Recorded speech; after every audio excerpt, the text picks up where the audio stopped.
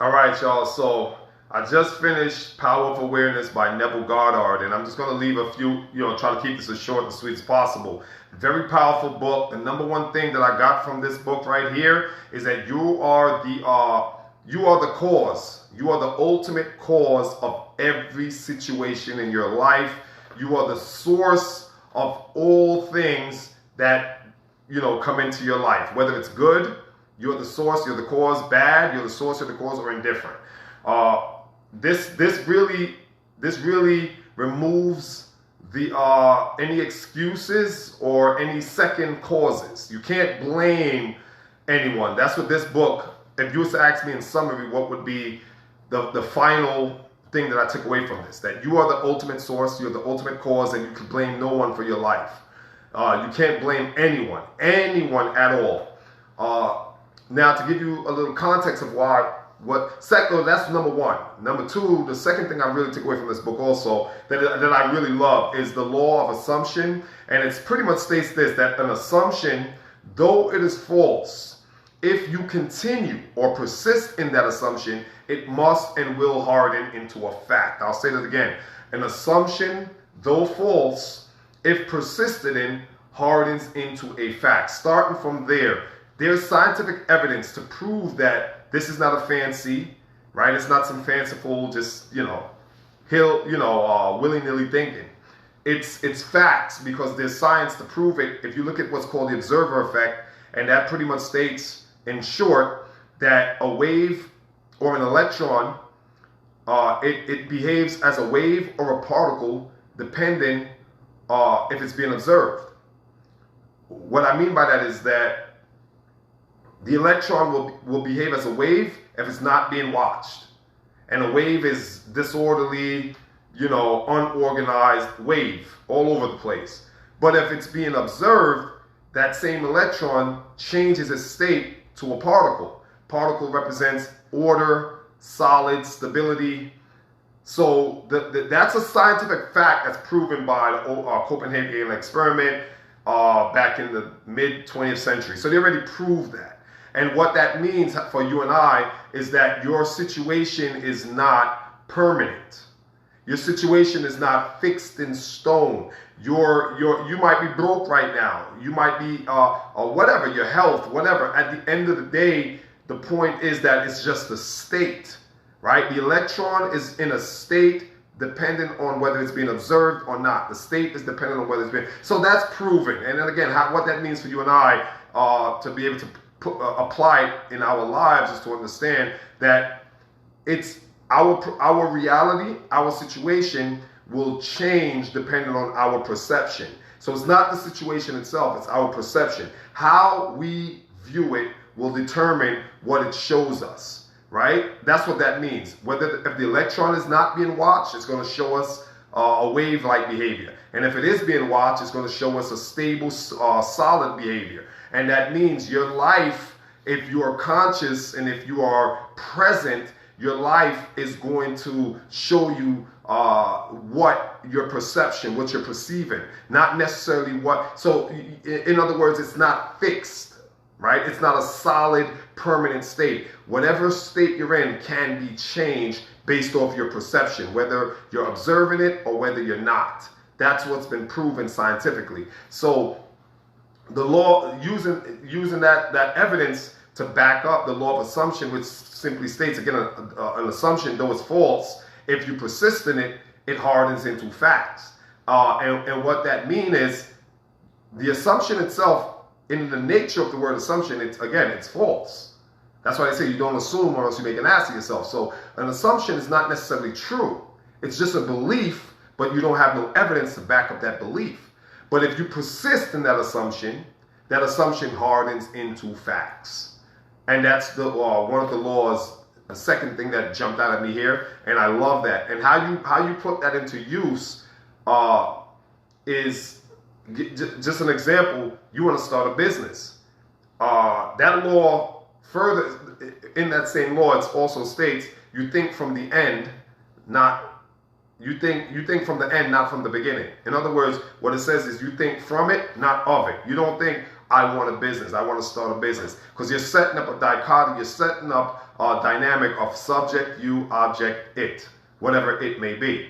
And there's a separation between you and the object. These little things count. These are little mental tricks, if you will, or cheat codes, if you will, and they all count. How you think matters. So you don't want to say, according to the law, you don't want to think of it, because again, that means it's a separation. You want to think from it.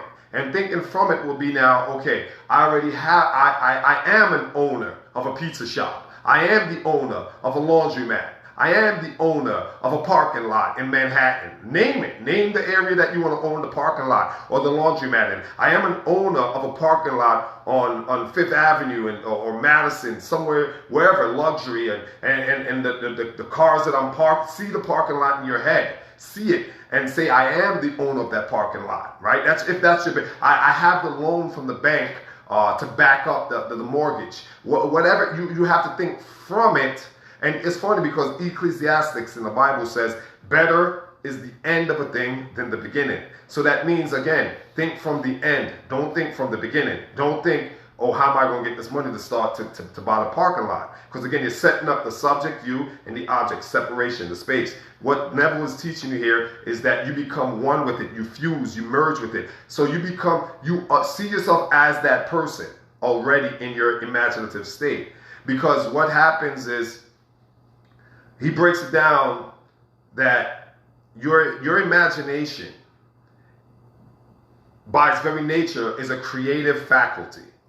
I'll say it again slowly. The imagination, the imaginative mind, it's a creative faculty. It creates organically. Good, bad, or indifferent, it creates. So the word imagination have the word image in it. And the word image just means a picture. And what Neville talks about here is that we all have what's called inner dialogue, inner self-talk. And most people talk to themselves negatively, right? Because your inner talk is conditioned by your environment. And not all grew up in negative environments, and still we live in negative environments. Even if you grew up in a pretty decent environment, you're still surrounded by a lot of negative, right? Whether it's the music, the news is a big factor, right? So our self-talk is conditioned mainly and mostly to be negative. Every now and then we have a positive moment, but generally people have a negative self-talk. You complain, how are we going to pay this bill, that bill, the kids for school, insurance, this, that. So all of that over the years build and fashion our self-talk. And that self-talk weaves itself as a tapestry, simply means sews itself into your imagination. Your imagination then therefore images or outpictures those same negative threads that you've weaved into it. And this is what he means when he says you're the source and you're the cause of your circumstances and your conditions in your life, everything. If things are going great and things, in other words, there's what you call luck is a lack of understanding of how the process of the psychology works. I'll say it again. What we call luck is just a misunderstanding of the processes of your psychology. There is no such thing as luck. In the Hebrew, I'm going to say it again, in the Hebrew, the ancient Hebrew, I don't know about the modern, but in classical Hebrew, there is no word for coincidence. And that's not a coincidence. I'm playing with words here. Right? In the Hebrew, I'm going to say it again. In the ancient Hebrew vernacular or the ancient Hebrew lexicon, there's no such thing. There's no word for the word coincidence. And that's no coincidence. Because they knew the science. They understood the universe. There is no such thing as luck. What you call luck is a misunderstanding of the process of your psyche. So again, when you understand that the imagination, your imaginative mind is a creative faculty, and your inner talk, your inner dialogue is always weaving a tapestry, which means a thread, a cloth, weaving together into the imaginative faculties, and the imaginative mind's out pictures. And I like what he uses. He uses 1 John in the Bible. I believe it's 1 John in the Bible. And he says, in the beginning was the Word, and the Word became flesh. And what that means, how he interprets that with the concept that you're responsible, is that in the beginning, meaning before your world, before the conditions, the circumstances, good, bad, or indifferent, before these things arise in your life, these problems, these troubles, these successes, before they arise in your life, in the beginning of all that is your word. The word that you're speaking to yourself is your word. In the beginning was the word. In the beginning, before it all happened, before the divorce, before she cheated, before he cheated, before the bankruptcy. Again, it could be successful too. I don't want to be strictly negative. Before you got that promotion, before you opened up that business, before you graduated college, before you got that law degree. But before all of that was the word. And the word means what you're saying to yourself. In the beginning was your words.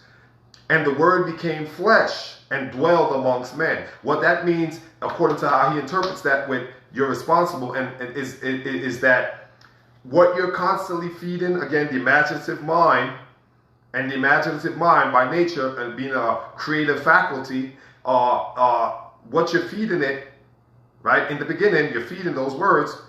The imaginative mind outpictures it. And outpictures it simply means materializes it, right? It attracts other forces in the broader world or universe, and those words become flesh.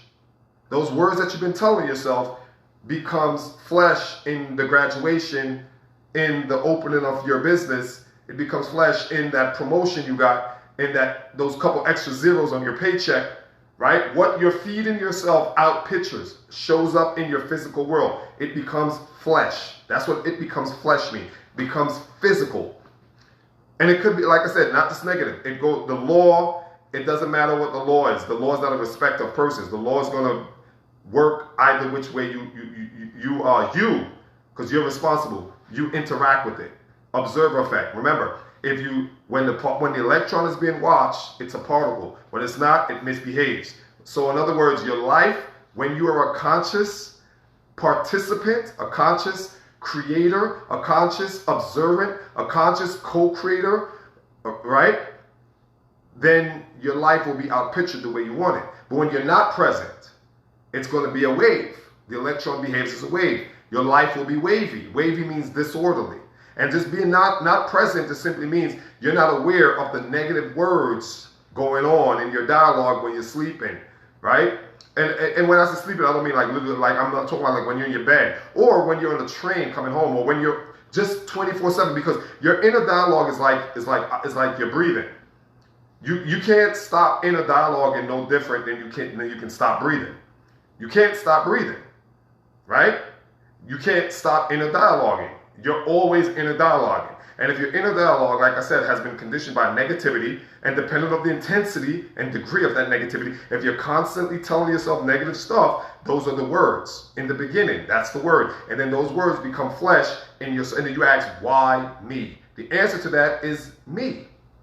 When a person says, why me, God, or why me? Why does this happen to me? The answer is within that question. You. You are the person that is, or the individual that is creating this. You're out picturing it by the faculties, and then you call it bad luck. I can't catch a break. Right? How many times do you hear people say that? I can't, man. If it wasn't no bad luck, I have no luck at all. Right? We call it bad luck. I'm cursed. I'm this, I'm that. All of that, be that as it may, the fact of the matter is, you are the person that is creating, out picturing by unknown or unconscious use of the imaginative, creative faculties of your psyche. And he pretty much breaks that down, and that's how the law of assumption works. So if you assume something and you persist in that assumption, it turns into flesh. It materializes. It takes on physical matter, right? And like I said, this is not fanciful. This is not, harem scarum, willy-nilly. No, it's scientific data that's conclusive evidence that backs this stuff up and proves this. So like I said, the law of assumption, which states an assumption, if persisted in, hardens into facts. That's something that stood out to me. And again, you are the source. You are the cause, the first cause of every event in your life. Those are the two things that really jumped out. I mean, there's a basket. There's a lot of stuff in here. But those are the two things that really stuck out to me and what stayed with me. But thinking from the end also is very important. You think from the end of a thing. Don't think of it. Think from it. So you have to think you're already that person you want to be. You want to be the owner of that parking lot. You have to be that person already in your mind. So you would say, I am already the owner of a parking lot. And you iterate it. You repeat it constantly. Not with any, something he spoke about in here too, which is important. None of these mental activities must be done aggressively.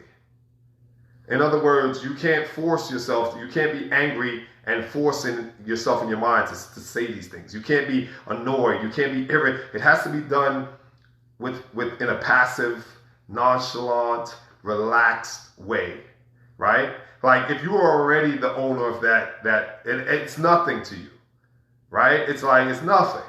You're not excited. You're not aggravated. You're just relaxed. It has to be done in a relaxed, nonchalant, calm manner. The mode in which you are implementing these laws is very important because, again, I don't know if I said this, but we live in this dimension. There's something called density, and density is just, without going technical into it, it just means resistance. The resistance that's built in, it's actually called inertia. And there's an inertia in all matter. All matter has built into it inertia. And inertia is just resistance, right? That's why they'll measure, like in electricity, they'll measure like ohms. And ohms is the amount of resistance in a cable. So resistance will let you know how much the amp, which is the force of the current that can flow through, right? So there's built-in resistance, which is density in our dimension, and that's why our desires don't show up right away. So there's a time factor, right?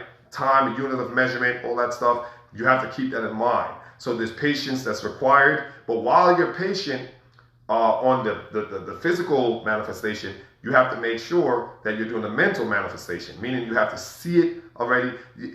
Another thing I want to point out, he doesn't mention this in this book, but this is something that I read elsewhere. People talk about visualization.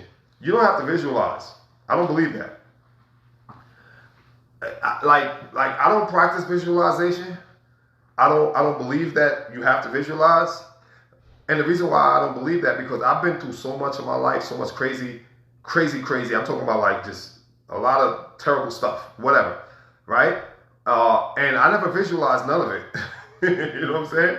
Like I wasn't visualizing like the things I've been through. I wasn't visualizing them, right? But I do know I was the source, and I can see in myself, or after years of meditation and studying and healing and all of that, I can see that I was the source, right? I am not the source now because I've shifted in my psyche, but I could see that I was the source of those things that I've been through, but I never visualized them, right? So I didn't sit there. Like visualization is to sit down and visually see what you want to be, what you want to manifest. You have to see it, and then you have to see it, believe it, receive it, but I don't believe, here's why I don't believe in visualization, because a lot of the things that I've created over the years that weren't good, I never manifested them with visual. I never was visualizing these things, right? I probably was believing them on a subconscious level, which I do agree to that. I was definitely, the whole self-talk, definitely I believe in that. But the visualization, I wasn't visualizing these things. I wasn't seeing failure. I wasn't visualizing failure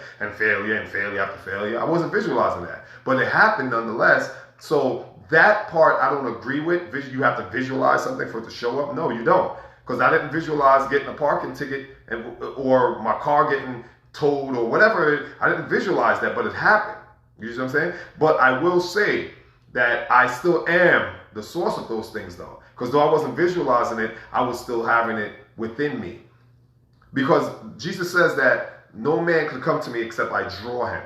And I like how Neville Goddard broke that down in here too. He talks about nothing can come to you unless you draw it into your life. We draw things into our lives. Because think of a magnet. A magnet don't go out and look for nothing. It doesn't chase anything.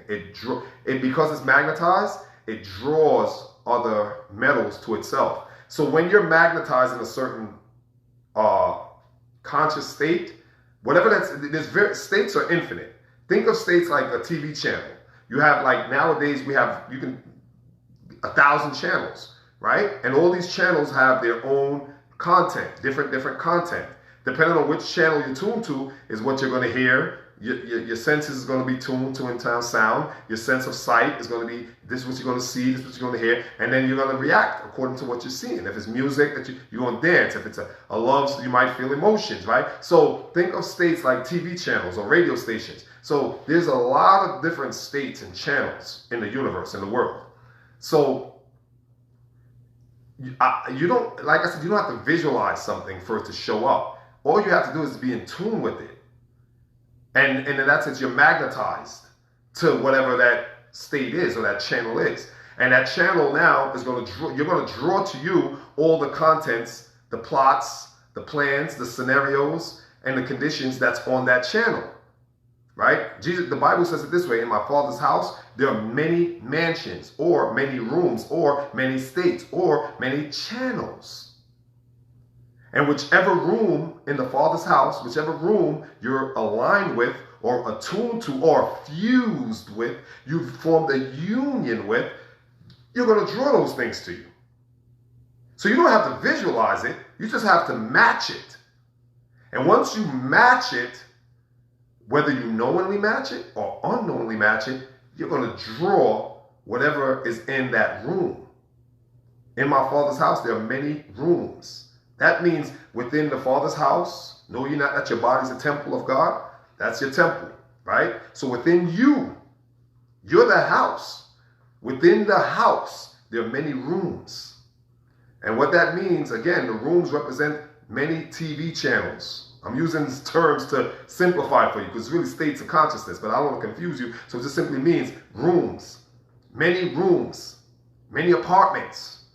Think of a building. You're the building, and the building got 50 floors, 50 stories, and each story has 10 apartments, rooms.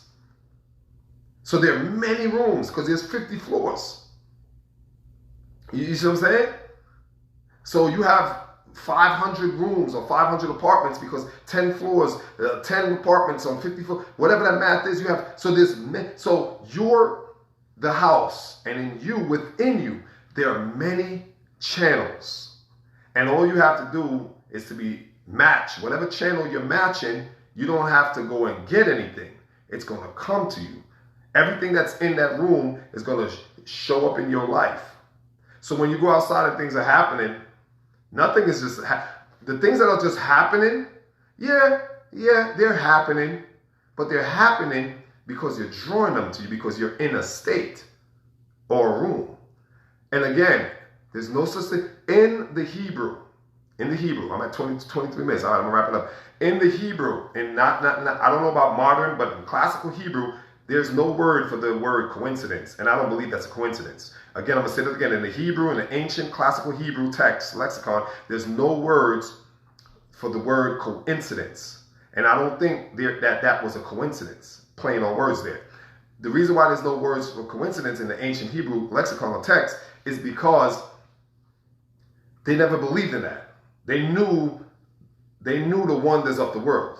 They understood the science and the wonders of the world.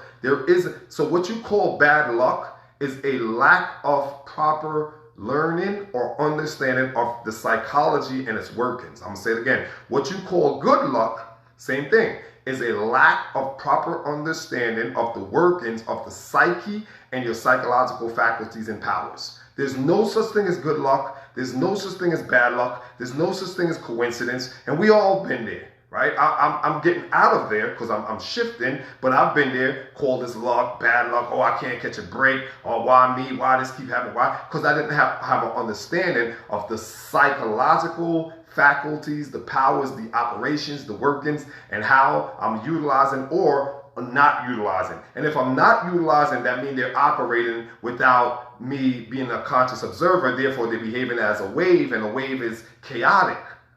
I'm going to leave it there. I'm at 24 minutes. Till next time, y'all know what to do. If you like, leave a comment. Peace.